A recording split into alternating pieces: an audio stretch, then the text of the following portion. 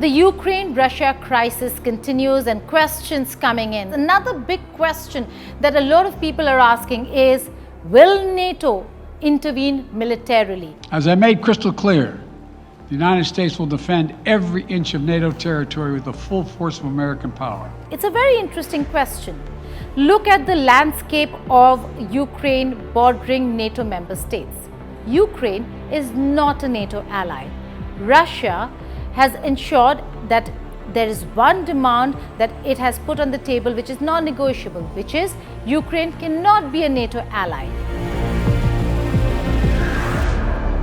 There are certain requirements for becoming a NATO member, in that stability, peace is essential.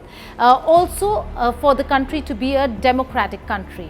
Now, every time Ukraine has floated the idea of being a part of NATO, what really happens in Ukraine?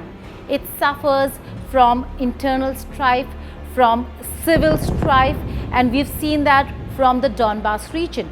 Russia has pro-Russian supporters in the Donbas region, in Donetsk and Luhansk, which are now breakaway territories of Ukraine.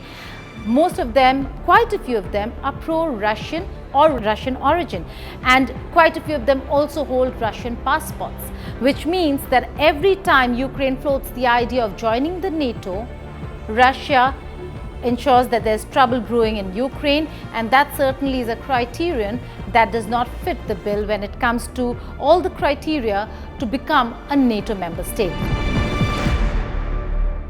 NATO's entire explanation to not enter or intervene militarily but support, give them military support, is that Ukraine is not a member state and therefore NATO cannot enter Ukrainian territory.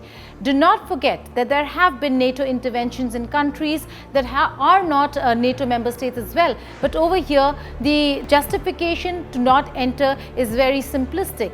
We've seen America burn its fingers in Afghanistan. It doesn't seem like it is going to be popular politically for European countries or for America to enter Ukraine with its military forces, to have forces and troops, to have boots on the ground.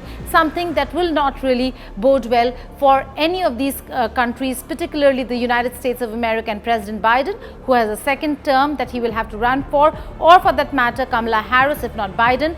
It is not going to be a popular move to see American soldiers on foreign soil again. So no, NATO is not planning on sending troops to Ukraine. Ukraine will have to fight the battle.